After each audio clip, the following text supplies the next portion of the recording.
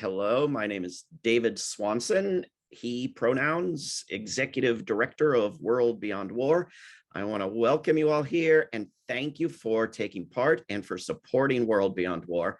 I need to let you know that captioning is turned on, so you can click at the bottom to see captions, but please do understand that the captioning is done by robots. And at this point, robots are much better at murder than they are at captioning webinars.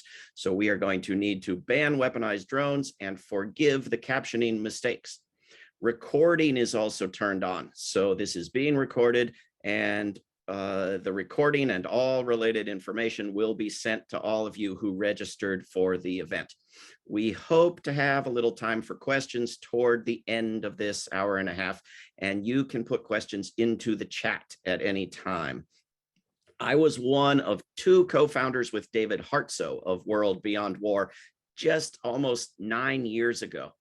A group of wonderful people, many of them still involved, strategized to create an organization that would use education and nonviolent activism that would be global, that would oppose all sides of all wars, and that would not only oppose wars, but oppose preparations for wars. And not only that, but envision and work to create the understanding, the laws, the economics, the plans and skills and systems to live beyond war. We started in one spot and had no paid staff. We now have signers of our peace pledge in 193 countries, 798 organizations signed on to our peace pledge, 23 World Beyond War chapters in 12 countries, and 97 affiliates all over the world, 20 board members, 22 advisory board members, and the ability to make a difference. We have educated huge numbers of people online and off and measured the results with every event moving people toward support for abolishing war. We've created books, videos, online courses, offline action projects, workshops, a speakers bureau, billboards, t-shirts, and other means to reach hundreds of thousands. We've run successful campaigns to divest funds from weapons, to pass local resolutions, and to prevent the construction of bases. We've used activism to generate media coverage and educational opportunities. We've organized and assisted in coalitions and, in a generally warlike climate, have increased peace activism and moved it in the direction of steps toward war abolition rather than proper or acceptable war. We've created innovative tools and research projects about military bases and compiled a leading collection of resources on war, peace, and nonviolent action on our wonderful website at WorldBeyondWar.org. We've helped advance big causes and shape how they're discussed, lifting sanctions, adding signers to treaties, getting the climate impact of militarism taken seriously, honoring peace advocates with our awards, bringing young people into peace work, celebrating peace holidays and culture, and all while creating a community of war abolishers that knows no borders.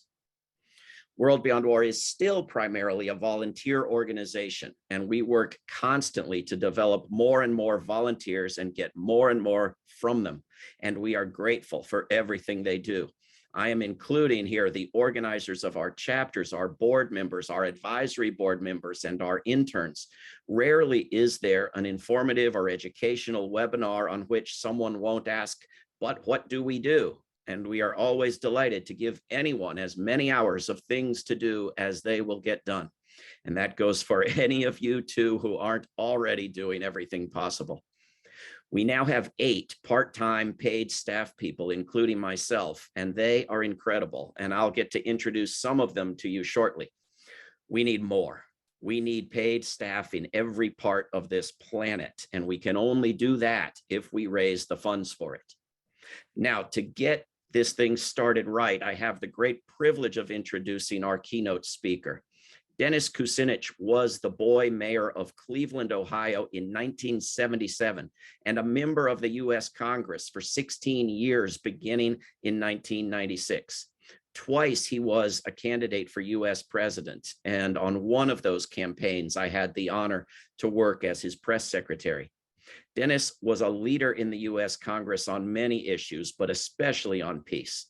Since he's been gone from Washington, D.C., there have been more, not fewer, Congress members elected talking about peace, but much less, not more, actions taken for peace on Capitol Hill, because there's nobody doing what Dennis Kucinich did, taking stands, taking risks, organizing across boundaries, including political parties. We are very fortunate to have former Congressman Kucinich, a supporter of World Beyond War from the beginning, still advocating for peace and joining us from England in the middle of the night. Please welcome Dennis Kucinich.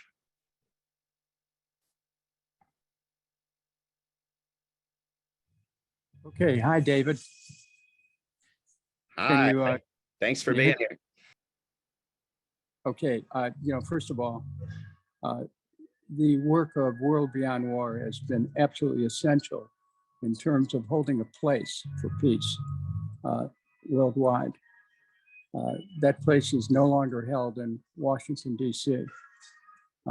Instead, what's happened in Washington, D.C., it has become an incubator of wars, the capital of chaos, a place where individuals in search of creating more conflict and attempting to live out a antediluvian dream of the project for the new American century of America conquering the world.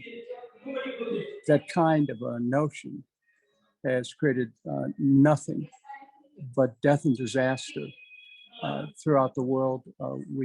Many of us came together in opposition to the Iraq War.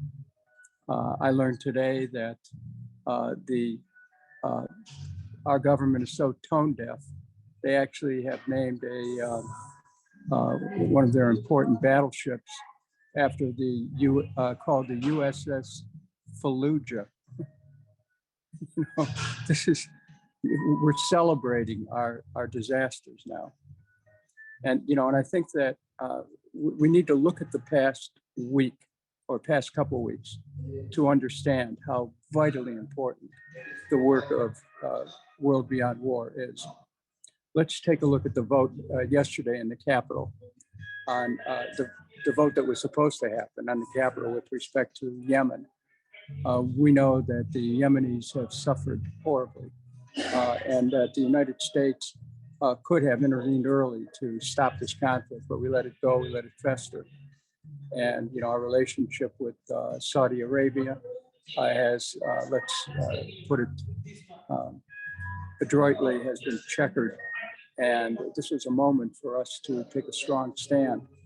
And some of our closest friends, who we assume would be our friends, decided to not to press forward on a vote. I want to mention something about holding back a vote on anything.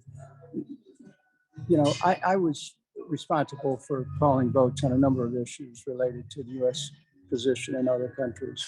And one of the things that I learned is that you need to call votes in order to gauge what is the strength of the opposition and put people on the record. It's not about whether you're going to win or not. Chances are in Washington, that's a very difficult thing to do. But you win by calling a vote and forcing people to take positions. Now that option apparently has been sacrificed for a sense of bonhomie among members of the Senate. I think we also have to remember that it was just a couple of weeks ago that that Congress passed a $857 billion National Defense Authorization Act. That was tens of billions of dollars more than even the administration asked for. What that does is it sets in motion a continuation of this behemoth that roams around the world looking for conflicts. And we can be very specific about one that we're looking at right now with Russia. The media likes to report this as a war between Russia and Ukraine, but only people are naive understand that, or that is their understanding, because this is the United States that has, since 2014, been deeply involved in Ukrainian politics with the idea of using Ukraine as a pawn to weaken Russia, and to weaken the Russians who live in eastern Ukraine. And they certainly did that, because in the ensuing years after the 2014 coup, there were at least 8,000, the estimates are 8 to 14,000 Ukrainian citizens of Russian descent who happened to get in the way of this buzzsaw of US-backed Ukrainian elements that that began and accelerated the conflict in Donetsk and Luhansk, which is still, of course, going on today once Russia decided that it would enter a war officially that had been going on unofficially for 8 years, mainly to try to force Russian-speaking peoples either out of Ukraine, or to get rid of their language and cultures and religion. So we look at what's happened in what the United States has been involved in. It's a dirty game where we have pursued the weakening of and this pretense that we're going to destroy Russia. And how did we do it? Well, the sanctions, of course, resulted in energy prices going up around the world. It caused a weakening of efforts towards moving strongly with alternatives to fossil fuels. It set the stage for a weakening of Europe. And, with energy prices now of a factor of anywhere from 4 to 6 times, across Europe, the allies that we've had are starting to raise questions. Well, if you're such a good friend of ours, Uncle Sam, why is it that you're responsible or have played a role in jacking up our energy price? And why are you selling this energy to us at such a tremendous markup? I mean, this is it's close to a scam, as you can identify in international relations. But was it all about Russia? Well, it has been for a while. The encirclement policy, the Orange Revolutions, we all understand about that. But today, Russia's just a pivot point for the United States to start to turn to China, which is the real target here.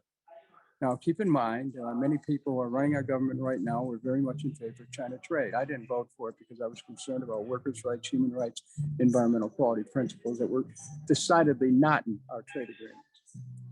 But we voted for it, and U.S. corporations found a new home where they could drive down wages and not have to pay benefits and increase their profits. That's what it was all about. So that worked out. It's not that China did something wrong. They opened up their doors, set conditions, and U.S. industry went along. So today, China's watching very carefully what's going on in Ukraine, because they're preparing for the U.S.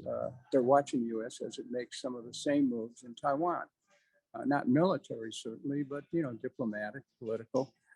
There's an effort to begin a conflict with China that could be even more catastrophic than a conflict with Russia.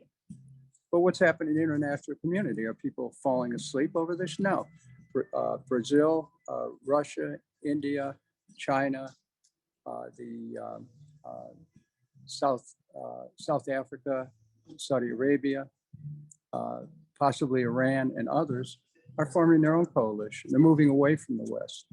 So what has happened is the policies in Washington have really set up a civilizational conflict, and they put our nation at risk. And so what is the direction that we need to go in? Well, first of all, we have to recognize that our government isn't about peace; it's about war. We are not only attacking Russia through Ukraine, but we're also going to every ally that Russia has in the Caucasus, the Trans-Caucasus areas, and seeking to start other conflicts there to make it to create even more instability. We're looking at restarting the conflict in Syria and between Syria and other elements in the north.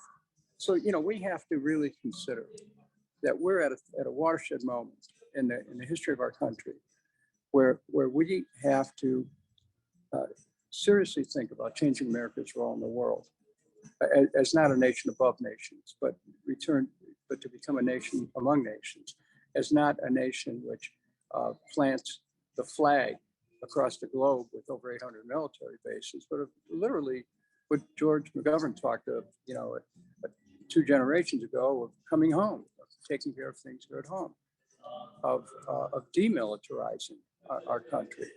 Yes, we'll need to protect ourselves, mainly because of the blowback that's occurred through, or could occur through, all of the misadventures that we've had as a nation.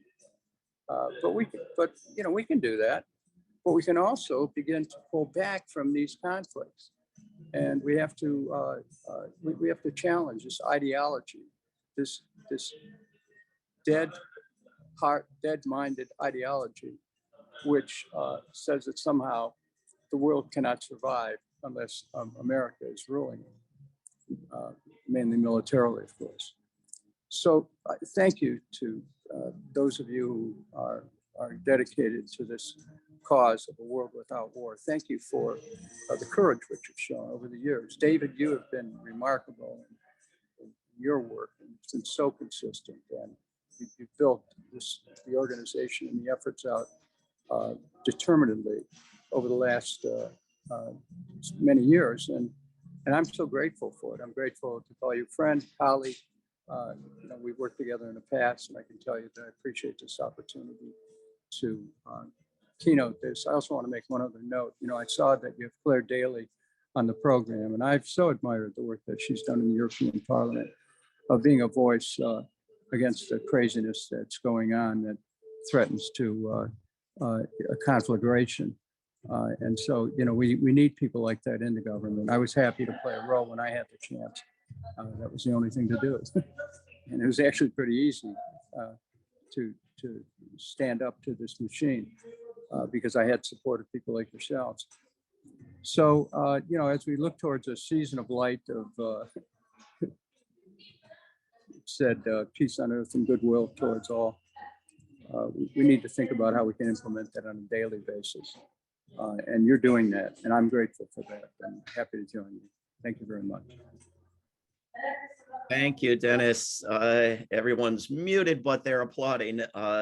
Thank you for everything you've been doing and for joining us from England in the middle of the night. We are very, very grateful. I do now, in fact, have the pleasure of introducing Clare Daly, who has been compelled to speak to us by a recorded video. But Clare Daly is a member of the European Parliament and a former member of the Irish Parliament. She has been a leading voice in Europe for peace for years now and spoke to our annual conference when we held it in Limerick. I once noticed a bunch of people on social media claiming they had a video of the greatest speech ever given in the European Parliament. And I was not surprised that it was a video of Clare Daly. And sometime later, I saw the same claim about a different speech, and it was also Clare Daly, and it was also true. And I'm not sure anymore how many greatest speeches ever she has given in the European Parliament, but I'm hoping for many, many more. Please welcome to the program, Clare Daly.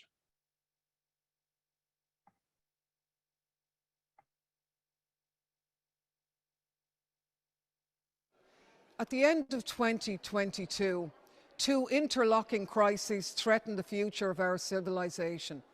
The climate breakdown, of overriding importance to life on this planet, and in the context of that crisis, the re-emergence of ultra-militarism, inter-imperialistic conflict, and the threat of nuclear war as the world divides itself into blocs in anticipation of forthcoming wars over scraps on a dying planet. The importance of a strong and unapologetic peace movement now could not be higher.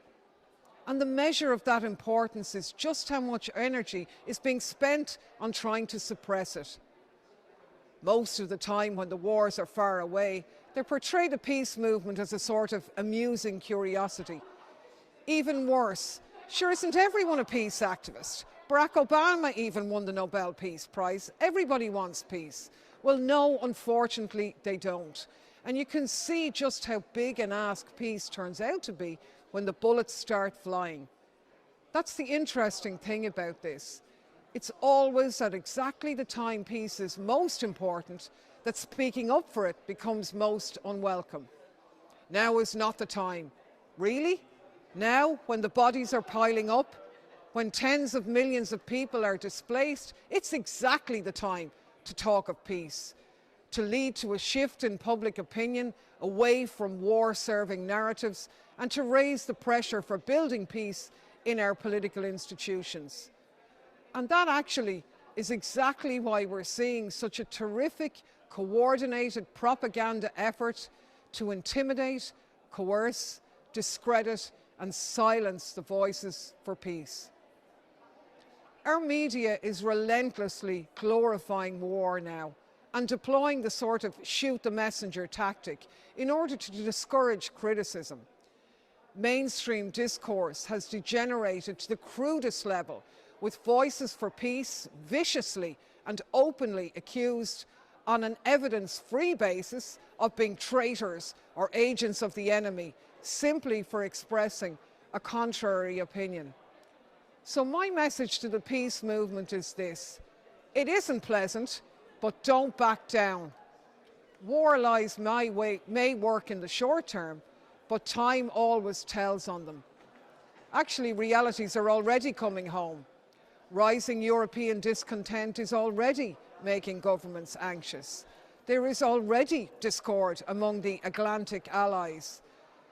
Those 30 Democrats who disowned their own letter calling for options for peace, look now, 2 weeks later, the chairman of the Joint Chiefs of Staff was stealing your lines.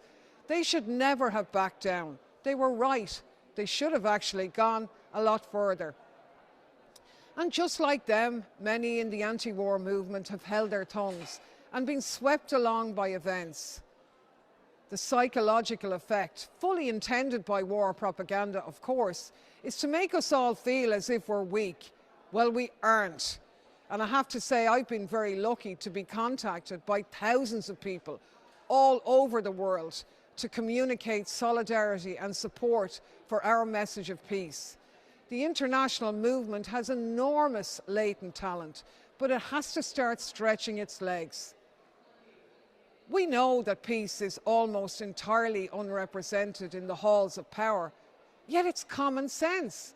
All of us, wherever we come from, however we look or sound, whatever language we speak or culture we live in, have a common interest in opposing climate death and endless war.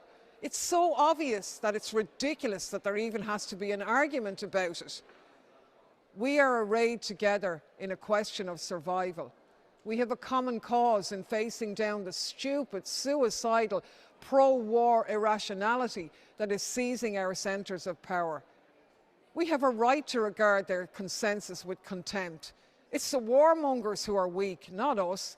It's they that need propaganda to pretend that war is peace, not us. The dogs on the streets know war will never be peace. We are part of a great chorus. We have barely even begun to raise our voices together, and already they've lost the plot. There has never been a better or more opportune time to be speaking up for peace than now. Aggressively, defiantly, confidently.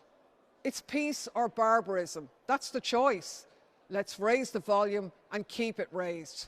Make no apologies. Solidarity and power. Peace.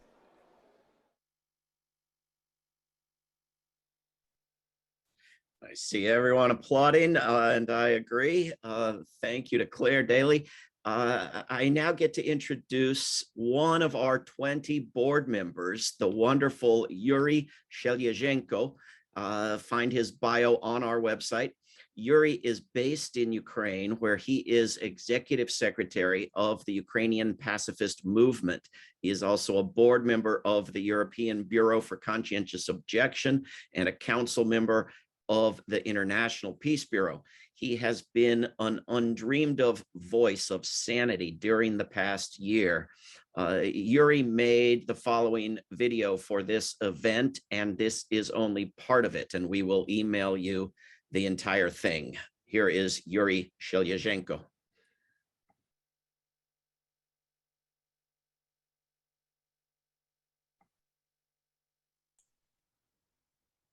Dear friends, greetings from Kiev, from the Ukrainian pacifist movement.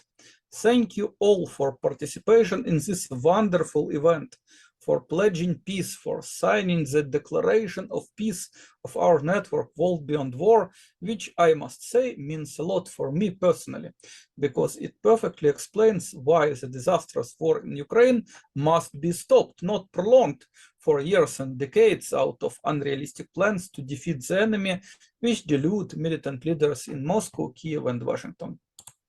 If you haven't already signed the Declaration of Peace, I suggest you must sign it immediately. It is a concise and principled statement. There are two versions for individuals and organizations to sign, and if you sign it as individual at the page www.worldbeyondwar.org/individual, you support this statement.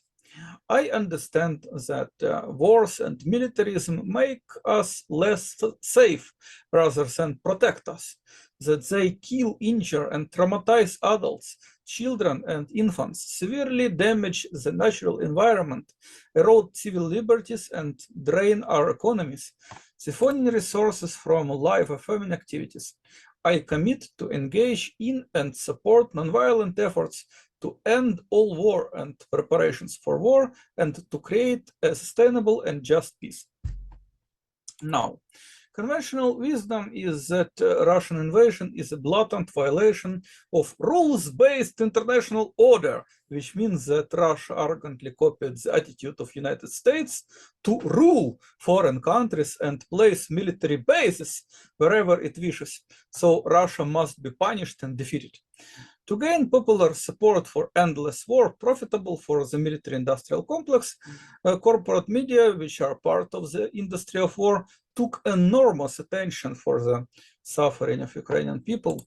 Victims of tens of other ongoing wars must feel jealous and ignored. Surely, Russian invasion is cruel and very painful for Ukrainian people. Thousands and thousands of civilians and much more soldiers are killed on both sides of the front line. The war took lives of more than 400 children. Millions turned into refugees. Our cities are ruined. Ukrainian economy lost a third part of GDP, and we spent a large part of the day without electricity or in shelters. Russian and Ukrainian propagandists of war are working hard to fuel war with tears and fears of enemy, pointing at each other and crying Nazi, accusing whole people on other side in committing genocide without convincing material evidence of claimed scale of criminal severity, while indeed calling to destroy a demonized nation on other side. And there is seemingly no restraint and no accountability for such irresponsible mutual incitement of genocidal intent. There is no genocide. Putin and Zelensky are not Hitlers, but of course there are war crimes on both sides, including targeting and endangering civilians and mistreatment of the prisoners of war. Recently at the Human Rights Conference, I heard how Ukrainian commanders are trying to teach soldiers international humanitarian law.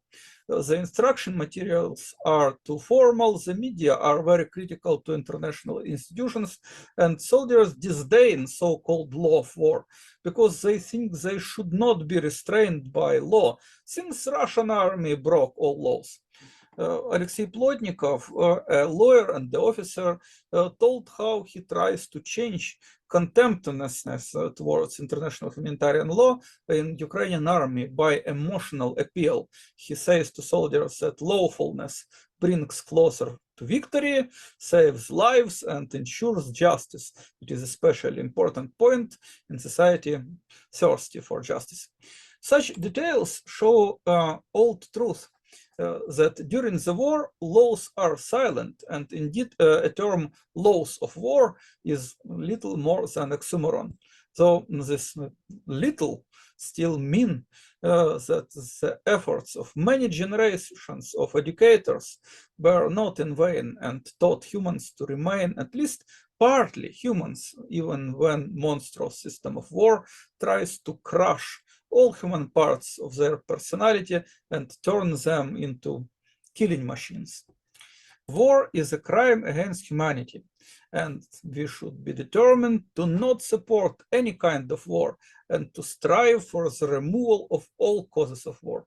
We must condemn in strongest terms war efforts of Putin and Zelensky, their arms race and bloodshed for the sake of absolute victory.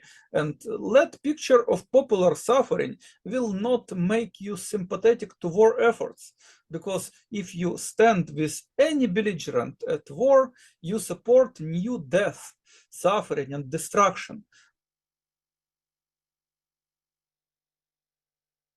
Thank you so much to Yuri, who is just a constant inspiration to us at World Beyond War. And as David said, we will be sharing the full video afterwards. So thank you everyone again for joining us tonight. My name is Greta Zaro and I'm World Beyond War's organizing director.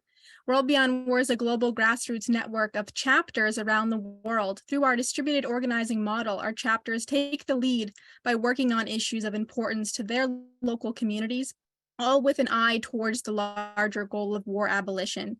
And tonight we are pleased to have two of our chapter coordinators with us to speak about their inspiring work that their chapters are doing. First, we'll hear from Guy Fagap from Cameroon, who is a secondary school teacher, a writer, and a peace activist. His overall job is to educate youths for peace and nonviolence.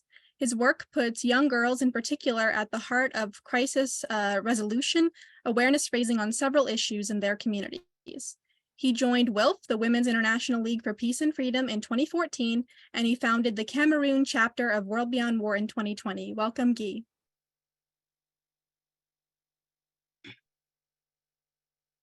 Thank you, Greta. Good day to everyone. It's a pleasure to be here with you to talk a bit more about the creation of a Cameroon chapter of World Beyond War. Cameroon is a country located in Central Africa. It's independent since 1960, and they have been experiencing a peaceful context for about 50 years. And in the past 10 years, Cameroon has unfortunately been at the midst of wars, conflict in several regions that affect the other region. We have 10 regions, 3 of which are in open conflict and affect the 7 other regions.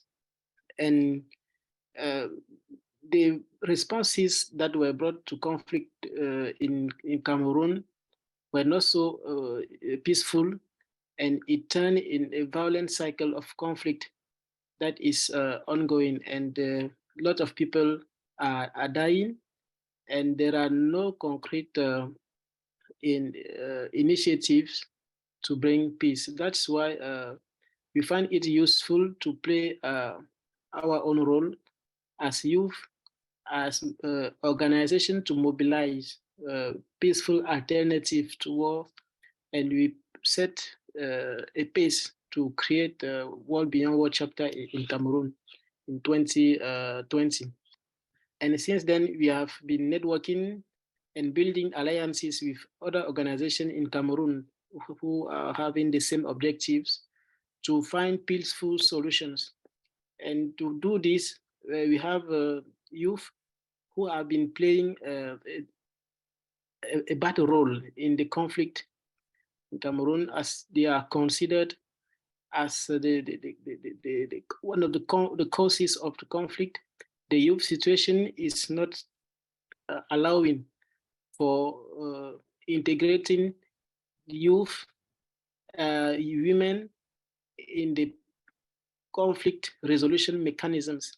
And with World Beyond War in Cameroon, we try to show how it is important for women and youth to be in peaceful initiatives that are being created to find a solution, a lasting solution to conflict. And training is one of the steps that we find useful, because youth have to be trained, women have to be trained. And we got involved in the World Beyond War global initiative of training youth. That is the Peace, Education, and Action for Impact project. That was held last year. And we partner with about 6 organizations at local level and train 10 youth in different regions, including the conflict-affected regions. And at the end, the youth were trained on how to create peace projects and how to be involved in initiatives that are peaceful.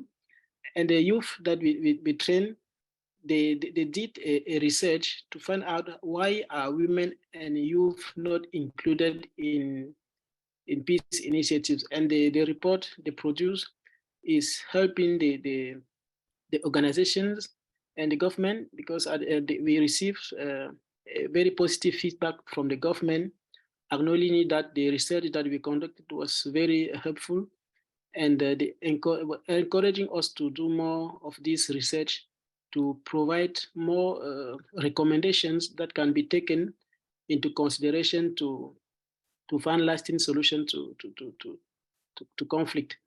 And beyond training youth, we consider the Women, Peace and Security agenda and the Youth Peace and Security agendas of the United Nations Security Council resolution as the pillars of the work that we can do. So women and youth have an important role, and we have to let the youth and women know that they have this important role in peaceful resolution of the crisis. And we have also worked on disarmament. We have a disarmament program as part of our configuration. And on disarmament, we have been working on universalizing the Treaty on the Proliferation of Nuclear Weapons, on the Prohibition of Nuclear Weapons in Cameroon, the TPNW. And besides, we also work on the killer robots. There is a lethal autonomous weapon system that we see good. We involved in the campaign that is global. And our effort in Cameroon is to let our government take an action to let the UN adopt a treaty that is binding treaty to stop the development and the use of the lethal autonomous weapon systems. And now we are trying to expand the World Beyond War movement in the Africa. There are some of the countries in Africa that are willing to create a World Beyond War chapter.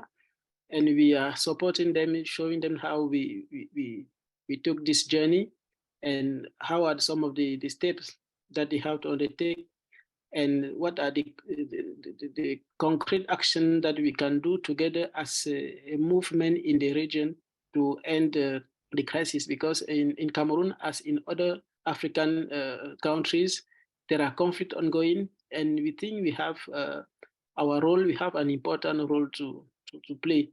And that's why it is good that we have this movement in Africa.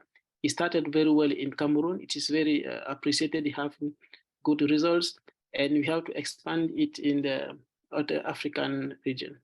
So thank you for listening to me. Thank you, Rita. Thank you so much, Guy. Much solidarity to you, and thank you for joining us at 2 a.m. your time. So thanks so much, Guy. And now we'll hear from Bob McKechnie, an educator who took up fundraising after retirement, first in an animal shelter and then a senior center. Then he retired again at age 80. Again, retirement didn't work.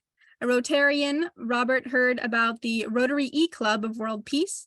He attended their World Peace Conference in 2020 and experienced a profound shift of consciousness.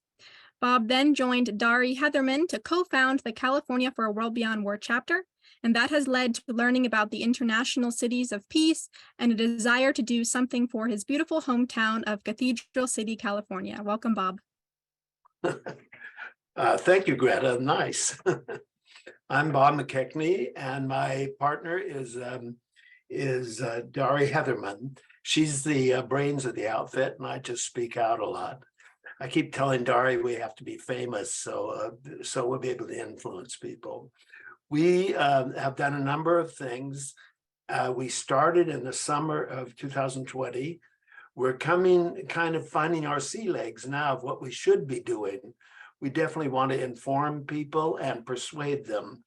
So then an idea came up to have a billboard. We loved that idea, but we didn't have the slightest notion how much that would cost. And so we looked around and we started through our listserv asking people to support a billboard.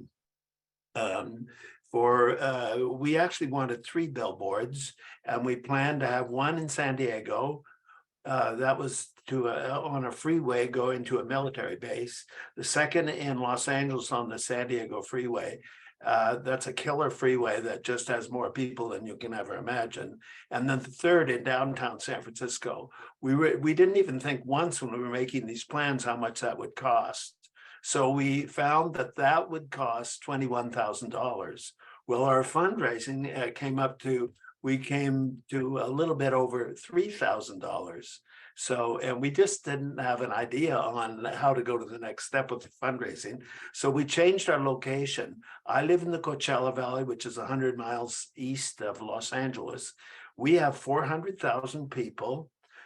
We have lots of sunbirds that come and live here in the winter, and we have lots of money here. Actually, we have a lot of philanthropists who come from New York and even other Canada, and so there are possibilities here. We chose from Lamar a street that is one of the main streets that goes from Interstate 10 into Palm Springs. There are about 8 billboards there. And we chose for the southbound group to see this billboard. And we love this message so much. Of course, it isn't ours, but 3% of the US military budget could end starvation on Earth. How profound is that? And so the billboard, $2,800 would get us 2 months. And the 2 months were 1st of October to the 1st of December. And then when that billboard went up, our people started talking about it. And of course, I used to be executive director of the senior center, and I do a peace meditation at the senior center. And the little group of peace advocates, we talked about it all over the town. And of course, everyone loved it. Everyone loved it so much. Even the warmongers loved it. And so I'm still quite enthusiastic. And I do not know how much time I have left, but I want to say quickly, I founded another organization to make Cathedral City into a city of peace. And that group also wanted a billboard. So we had an easier time raising the money because we know the people, we know who the rich people are. So they better watch out. We have a couple of rich ones in our meditation. And so we're getting a billboard that says no war, just no war. And it's in a much better location. It's on the street that goes, busy street, it's called Dinah Shore. We're very influenced by Hollywood. And it goes westbound, and right behind the billboard will be these huge, beautiful, beautiful mountains that sit next to Palm Springs. So I'm planning to get a photographer to take a picture of that billboard, and we will use that picture. So we have a lot of enthusiasm in our chapter, but we're kind of small. And that's one of the things I don't like. We're going to have to build more people. I don't know. I think about the whole story. I hope I didn't go over the 5 minutes. Greta? You're fine, Bob, and wonderful, better than fine. Terrific job. Thank you so much, Bob. And I put a link in the chat if people are interested in seeing a picture of the billboard that went up already. Oh, thank you. Thanks for that. I'll mute myself. We also have Peace on Earth now up in the Washington, D.C. metro train stations. I now have the great good fortune to be able to introduce 3 of our 8 staff people. I'll introduce all 3 at once for efficiency, and for their full bios, please see our website.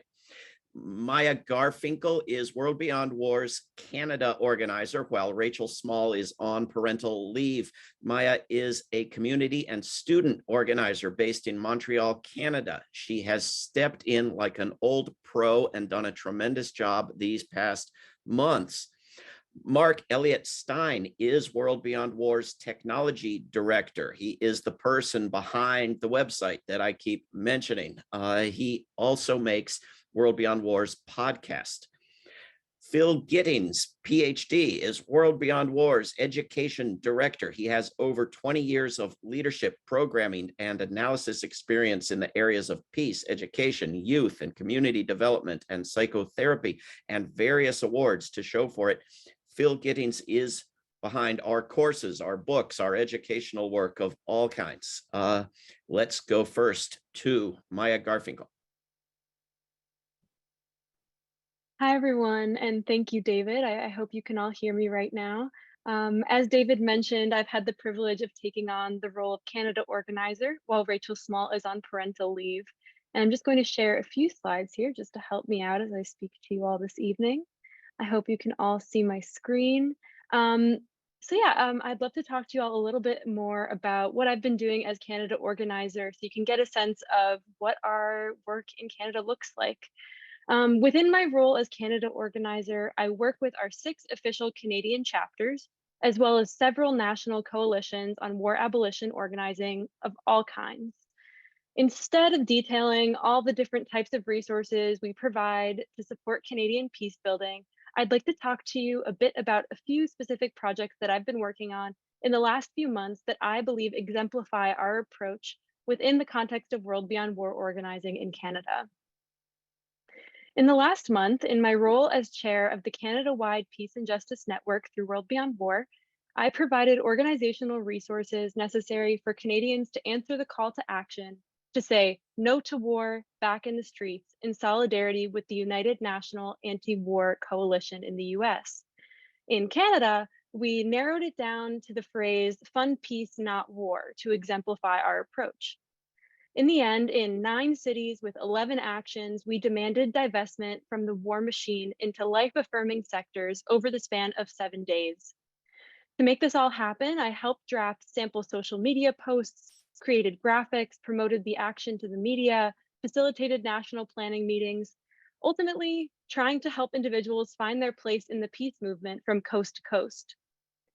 For example, as you can see here on the top right, you can see one of those actions coming to fruition. I'm there with the mask, holding the Fund Peace Not War sign.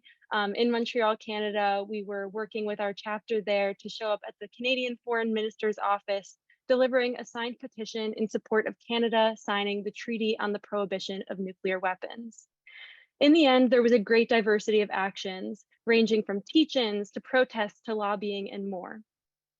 When we organize days and weeks of action like this, we involve our chapters and mobilize those people that may not otherwise have a home in the peacekeeping organizing world.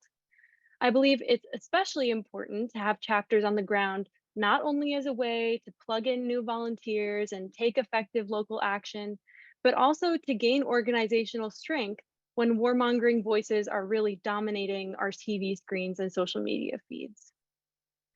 Mobilizing chapters was also critical in another national organizing endeavor that I'd like to highlight tonight, that of the new CPP Divest campaign, CPP meaning Canadian Public Pension Plan.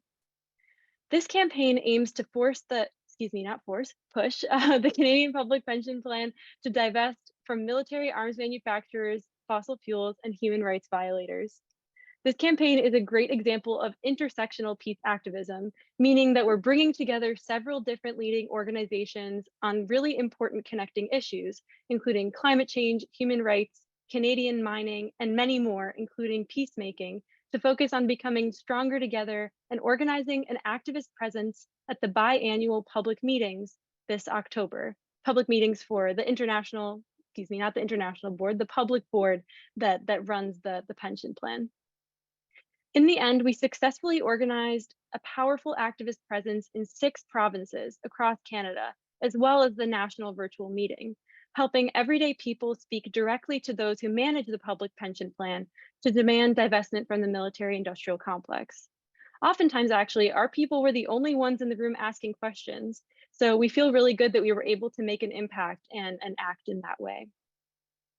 Importantly, World Beyond War led this effort to archive the month-long process of the project so that the organizing work that we did would not be lost in this type of long-term campaign where we can sort of lose momentum over the years and end up going 2 steps backward, 1 step forward over again.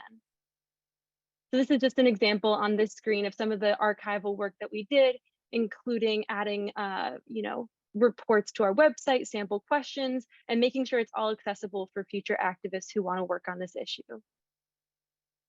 This type of organizational capacity that we offer makes our presence indispensable in those organizing efforts.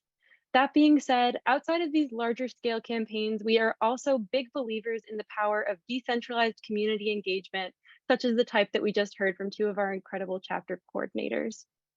In practice, this can look like having a presence at Canadian Remembrance Day with peace poppies, campaigning for the cancellation of the Toronto Air Show, having chapters provide free educational webinars with guest speakers, and much, much more. This type of work is made possible by the reliability and consistency of World Beyond War work behind the scenes in support of Canadian peace builders and around the world peace builders.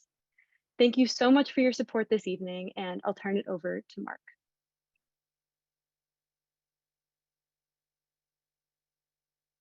All right. What an honor to be part of this gathering. I think we're going to begin, Greta, with a video. Yes, I'll cue it up now. Yep, and then I'll return. Thanks.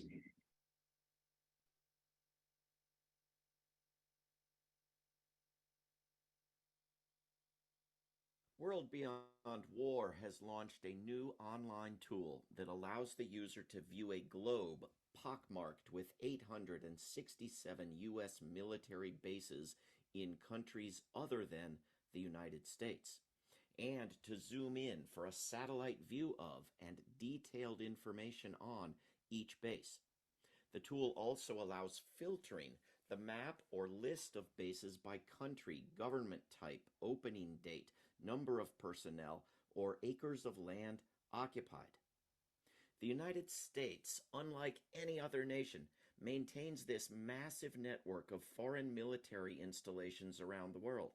The bases often raise geopolitical tensions, support undemocratic regimes, and serve as a recruiting tool for militant groups opposed to the U.S. presence and the governments its presence bolsters. Estimates of the yearly cost to the U.S. of its foreign military bases range from $100 billion to $250 billion. Our tool for learning about the bases is free at WorldBeyondWar.org.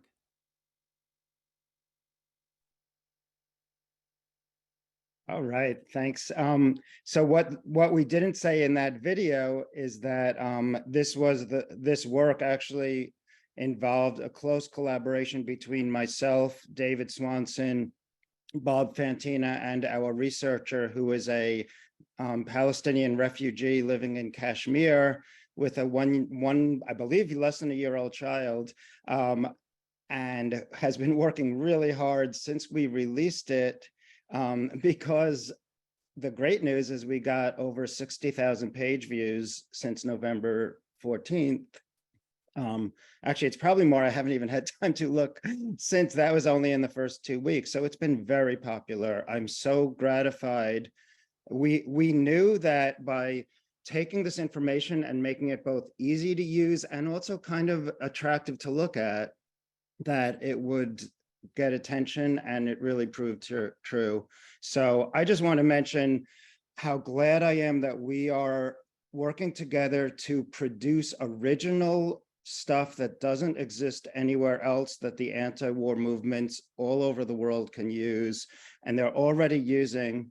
I think this puts us sort of in the field of independent journalism. And if we consider how craven mass media journalism is, certainly here in the United States, and I think around the world. Boy, do we ever need independent oppositional journalism, and that's what we're doing. I'm so glad that it worked out well. And this was, by the way, this was a project that began with Leah Bolger, who isn't here to see it, but she's also very glad she has seen it and is happy about it. I also want to mention that the technology behind this is from a company called Mapbox, which is a for-profit company. However, open source software is part of their model, but we were so popular in our first 2 weeks that they tried to charge us $55, even though I thought it was free. And they said, at your level of usage,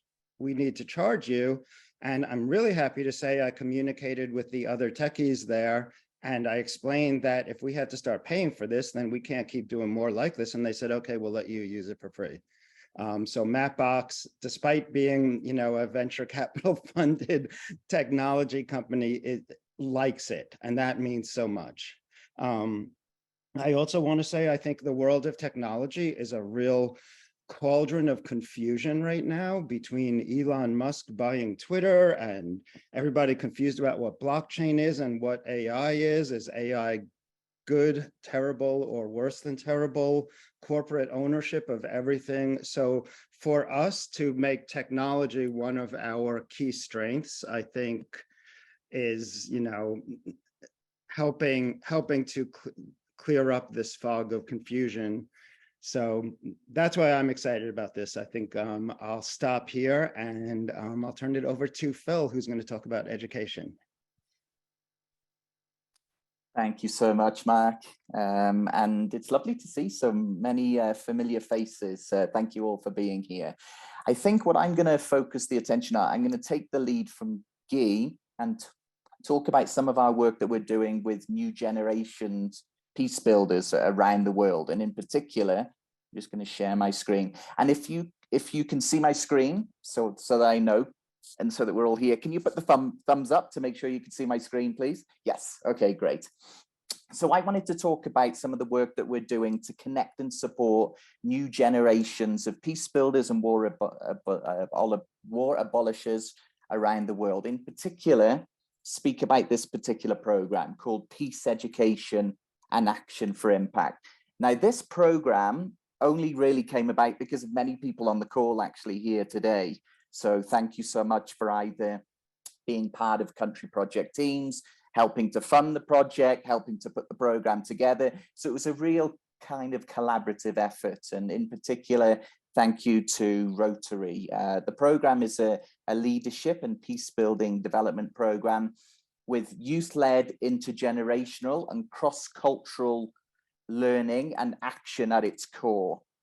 Before talking a little bit about the specifics of the program, the what and the how, I think it's worth saying a little bit about the why, which is of course always the most important question. Why did World Beyond War start? Why did Peace Education and Action for Impact start?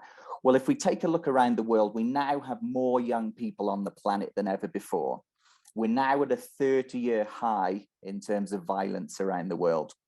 And we're now facing two existential threats. Both of them have their links clearly to the war system. So equipping young people with the skills, networks, tools, and support to both promote peace and oppose war is one of the largest, most global and important challenges facing humanity. Put it bluntly, there's no viable approach to ending war that does not involve the active participation of young people. So that is part of the reason why we started Peace Education and Action for Impact. So what is it? Here's a little bit about the what and the how. It's a peace building program which has two parts in particular: 9 weeks of peace education online, followed by 9 weeks of peace action, and a developmental, mentoring, transformative process throughout. Part one of the program, which is focused on peace education, is a little bit different to many of the other peace education programs around the world in the sense that it focuses on what we call the knowing, being, and doing of peace building. So we move from an introduction of peace building through to what is the war system and how do we replace the war system with a peace system where peace is pursued by peaceful means. That's the head, that's the knowing part, through to the what we call the being part, the kind of the heart part. So how do we develop peaceful ways of being with self? How do we turn the mirror inwards and look at things like inner peace? How do we develop peaceful ways of being with others, utilizing non-violent communication, active listening, dialogue, etc. Then we move through to, well, okay, it's great to learn about things and great to be in peace with self and others, but we really need to get into action. So modules 5 and 6 look at how do we design and implement a peace project? How do we monitor, evaluate, and communicate it? So this is what the young people who were 18 to 35 go through during part 1 of the program. And then they put into practice what they've learned through peace projects. So the question is, well, what's the impact? Well, we trialed this project in 2021. And a very, very ambitious project. And it's the first of its kind that I know of within the peace building field that brings together young people in a developmental program of peace education and action for impact across 12 countries. So we engaged, you've heard from Guy as one of the teams, but we also engaged a Kenya team, Nigeria team, South Sudan team, Ukraine and Russia joint team, very interesting, Turkey, Serbia, US, Canada, Colombia and Venezuela, all engaged in what we call this community of inquiry and community of practice of learning together across generations and across geographies. Here is one example of a country project team, which is made up of 14 people, a real intergenerational collective, which is, let's face it, we need to be working and learning with and from each other. So we had 10 young people, 18 to 35, and they were supported by another 4 adults. 2 were mentors who worked with young people throughout the process, and then 2 coordinators who helped fund the project and had strategic leadership. So each of the 12 countries had 14 or more people working together throughout the process. We did a very rigorous monitoring and evaluation process with researchers from the University of Cambridge, Columbia University in the US, and others. And we found that the project was impactful and actually transformative for individuals, which I'm going to say something about shortly, but also communities. So it impacted young people in 12 countries. And here are some of the what young people are telling us in their own words. It was a transformative experience. Maria Camilla from Colombia said the program was one of the best experiences of my life. Annie from Venezuela, it changed the trajectory of her career. She wanted to study something else, but now she's decided to study. This is one of our wonderful board members, by the way, Annie. She's decided to study peace and conflict studies. But in addition to impacting all these young people, hundreds of young people in the 12 countries, actually the adults going through the project were impacted as well, because they learned so much with and from young people, and they were also introduced to new tools, strategies, and knowledge, etc. But beyond the individual impact, what happened was that the country project teams worked together to design, implement, and evaluate projects. And in fact, actually 15 projects were completed in 12 different countries. You heard from Guy, who spoke about one of the projects in Cameroon addressing youth exclusion, but there was a whole host. Nigeria addressed the issue of kidnapping. The US looked at the interface between arts and science. Colombia addressed issues related to community leadership. Ukraine and Russia looked at issues related to conflict resolution and nonviolent communication. To give some examples, all projects were context specific, but they were all embedded within our global security system, which is laid out in our book, which has 3 broad strategies: demilitarizing security, managing conflict without violence, and creating a culture of peace. And here is the community celebration that happened at the end, where young people were provided with a platform to present their projects. Huge, huge, huge, huge thank you to a whole community of donors who supported this project and basically made it possible. We could not do it without you, without them, so thank you. So here's the question, now what? We always thought that this project would be developed as a model of bringing together youth-led, intergenerational and cross-cultural peace building at a large scale. So we're asking for support, so opportunities to get involved with this project. There's different ways in which you can get involved. One is by investing in new generations of peace builders. $150 pays for a young person to go through part 1, the 9 weeks of peace education. $150 pays for them to go through part 2, which is the peace projects. And there's other examples here for how to donate. Some on the call, thank you so much for donating in 2021. Here is the projects for 2023, which is another great turnout. Ethiopia, Ghana, India, Iraq, Philippines, Bosnia, Guernsey, and Haiti. What a wonderful collaboration of different countries on different kind of spectrums in terms of the transition from war to peace. So far, we're doing pretty good. And thank you to our donors in terms of funding the project so far. It's not to say we've got all this money in so far, I'm just saying that, but it's to say that many of the countries have committed to find the funding themselves. What we do need support with is $200 from Ethiopia to finalize their team, $1,200 from Iraq to finalize their full team, and $500 from the Philippines to finalize their full team. If you're interested, if you're available, if you can, please donate here, and we can put the link in the chat as well, or reach out to us here at Phil at World Beyond War. Some of the benefits for supporting this project is that you'll have the opportunity to invest in new generations of peace builders and war abolishers around the world. You'll be invited to the end of project celebration to see what young people have done with the funding and through their experience. So there's just a few kind of benefits, and you can invite the young people along to your clubs, or to, if there's any Rotarians here, to speak about their experience. So I think that's it for me. If you want to learn more, please check out the website, and please write to us. And thank you so much for joining us, and enjoy the rest of the night. Thank you.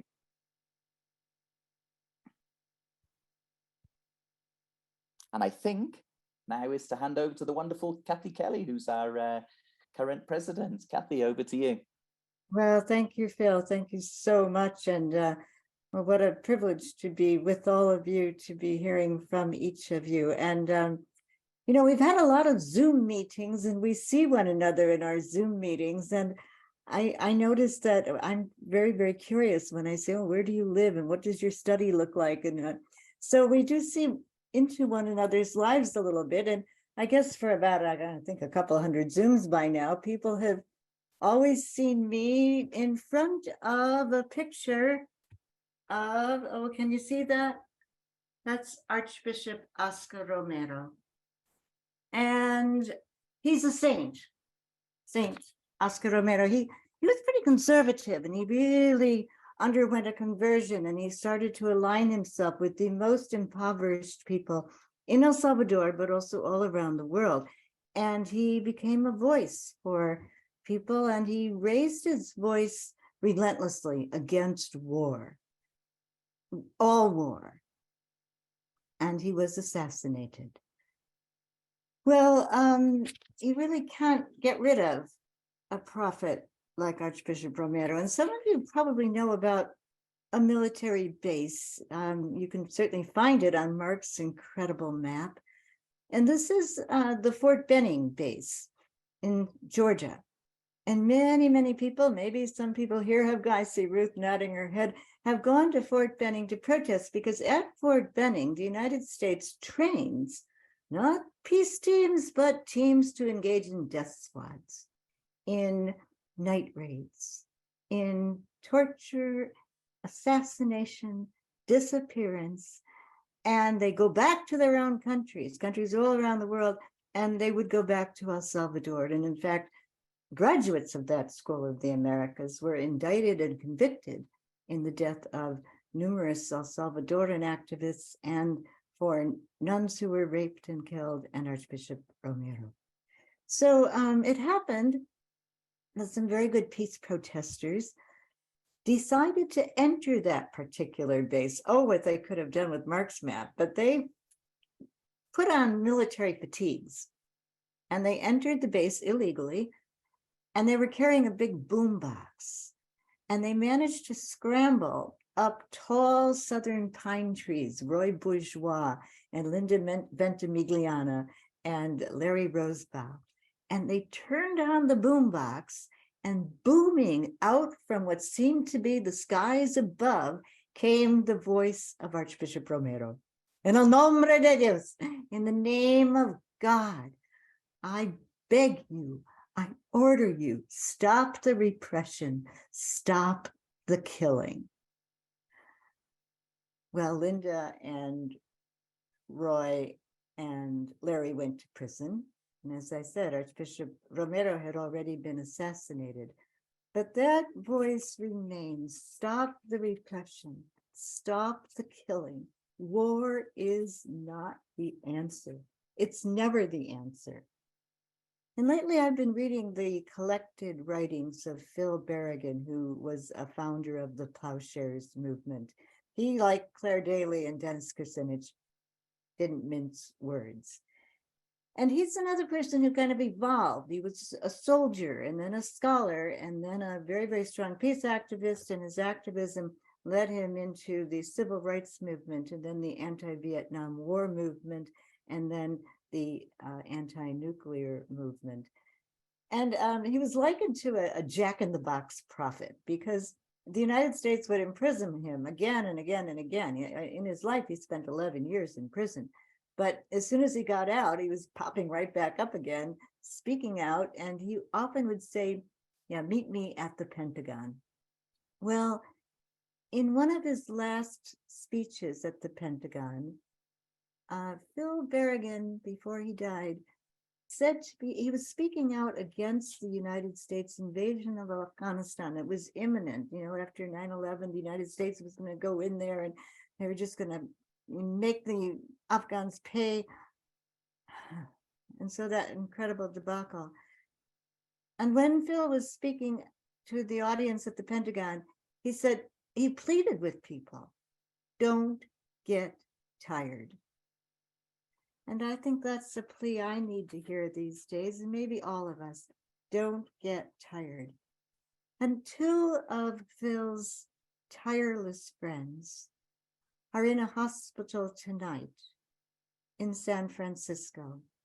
Jan and David Hartsoe are with their family surrounding David's hospital bed where he's in critical condition. And Jan asked all of David's friends to hold him in the light. And David has guided World Beyond War right along with David Swanson, David and Jan together, never tiring of activism, always encouraging all of us in nonviolent resistance. And so I propose a toast to David and Jan Hartsoe. And in my cup is Irish breakfast tea because I didn't want to be appearing tired when I gave this talk. But if you have a glass and you'd like to raise it, or a candle, or a finger, but a toast to David and Jan Hartsoe. And I want us to raise our glasses, our candles, our hands. And I want us to raise our voices, and I want us to raise funds. Because World Beyond War needs those funds. We need those funds to keep us going. There are bases to be closed. There are books to be written. And David Swanson's coming out with a new one on the Monroe Doctrine soon. There are study groups to be led, people like Rivera's son who can just lead brilliant study groups and so creative. And of course, everything Phil has told you and what you can learn from Greta just by watching what she does with websites and chapters. And well, there are military corporations to be rehabbed. And you can talk to plenty of people about that, but there is also a war to be stopped. And please stay in touch with John Ruhr and Lori Gagne and all of the fine people, including our own Ed Horgan, who are working so hard to try to set up an unarmed civilian presence. It would be great to do that at the Zaporizhia nuclear plant. You know, along with all that, wouldn't it be great if our extremely talented executive director didn't have to spend a lot of hours puzzling over how to raise money? You know, if it could just come in with great frequency and a good flow. And it does, but we need more. And the other thing I want to say is that the coffers of the merchants of death bulge obscenely. And our Congress fills those coffers again and again. And the people whose lives are forever altered by these warlords, by their militarism, never do they get a pittance in compensation, in assistance, in care. And so we don't want these corporate militarists to keep taking over our society, our universities, our Congress, as we saw so clearly this past week. We don't want them taking over our communities. We don't want them in our faith-based groups. But if we want to have security from these robber barons who will keep exploiting all of us in the worst and most sinister and systematic of ways, we need World Beyond War to help us build true security. And that's the security that comes, as Phil just showed us, from extending the hand of friendship and the hand of respect and of recognizing that most people just want to get by. You know, the media recently focused on a Russian weapons peddler, and he was exchanged in return for Brittany Griner's freedom. His name was Mr. Bout, but they had a moniker for him. He was called the Merchant of Death. But we're surrounded by and infiltrated by merchants of death worldwide in every one of the countries represented here tonight in the form of weapon manufacturers, wicked, wicked manufacturing of hideous machines. And tonight I'm thinking especially about children in war zones, children frightened by explosions, night raids, gunfire, children living under economic siege in Afghanistan and in Yemen as they lived in Iraq. And I saw it myself, children too hungry to cry. Salman Rushdie said, "Those who are displaced by war are the shining shards that reflect the truth." My friends, may I repeat that? Those who are displaced by war are the shining shards that reflect the truth. World Beyond War tries mightily to illuminate the truth about war, listening to those who are harmed in wars and paying attention to the bases, the resistors, and the educators. We must raise funds to help us raise our voices, decrying war and helping voice the cries of war's most vulnerable victims. War is never the answer. Can we abolish war? I believe we can, and we must. So thank you, as has been said so many times this evening. Thank you for helping World Beyond War enact carefully thought out plans as we reach out to learn from growing groups of activists in other countries, other places all around the world. Sinyavina trying to save their mountain. The people that are gathering with Yuri, trying to save their lives. Growing groups of activists in corners all throughout the world. And they need our help, and they deserve it. You know, in a way, for those of us who live in more comfortable countries, it's a way of paying reparations. Our government should be doing it. But if we wait for that, we'll wait a very long time. If we wait till we're perfect, we'll wait a very long time, and we'll make mistakes along the way. But may we salute and be guided by the saints of our time. Many of them are right here with us tonight. May we gain insights, peering, as I sometimes do, into one another's lives, and may we build tireless solidarity. And may David Hartso be held in the light, lead kindly light, lead us to a world beyond war. Thank you. Thank you so much, Kathy, for your powerful, powerful words. And we are so pleased to have you as the board president. So thank you. And now we have about 10 minutes left for Q&A and discussion. So please put your questions or comments in the chat. Dennis had to drop off. So in terms of who can answer questions live, we have our staff members, we have our chapter coordinators, Bob and Guy are still on the call. Of course, Kathy is with us. So you can direct questions to any of those people. And I will start reading off a few that have come in already. And I can't see all of you on my screen. So just unmute yourself if you feel compelled to answer a question, or use the raise hand feature if you want me to call on you. So the first question comes in from Peter. Peter says, do we have a relationship with the School of the Americas Watch? What are we doing in World Beyond War with the School of Americas Watch? Greta, maybe I could say that I believe the School of the Americas Watch would certainly be pleased with if anybody wants to get in touch with their legislative work, and we can promote that. But also much of their effort has turned to assisting refugees who've had to flee the wars in Central and South America. And there's certainly a lot of refugee work going on within World Beyond War.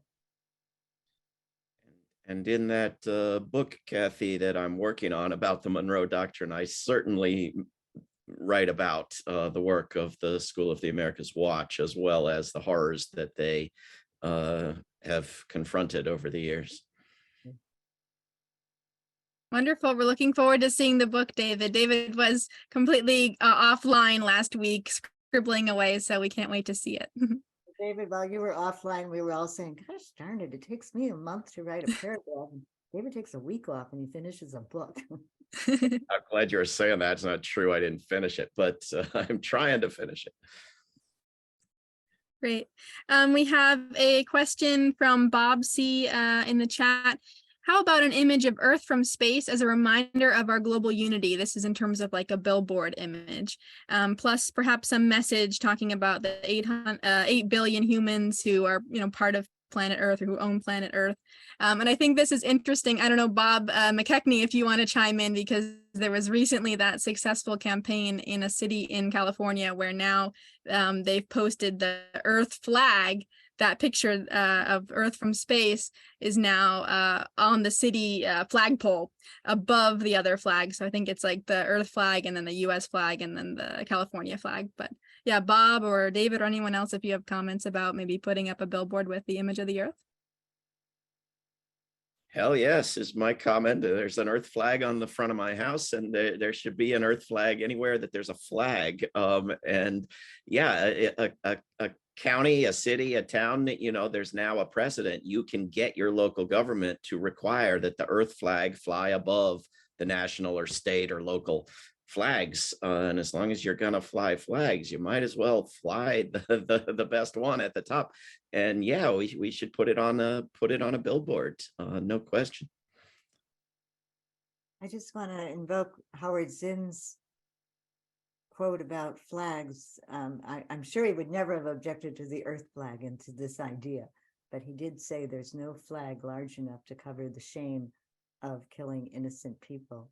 So I would be quite happy if the American flag wasn't flying above our homes, or if people feel that patriotic, then let them put a nuclear bomb in their own backyard.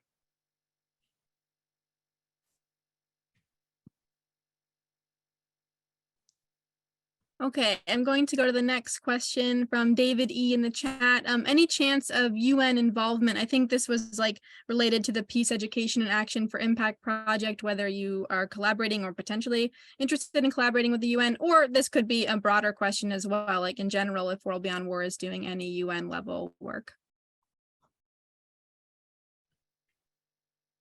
Phil, do you want to take that?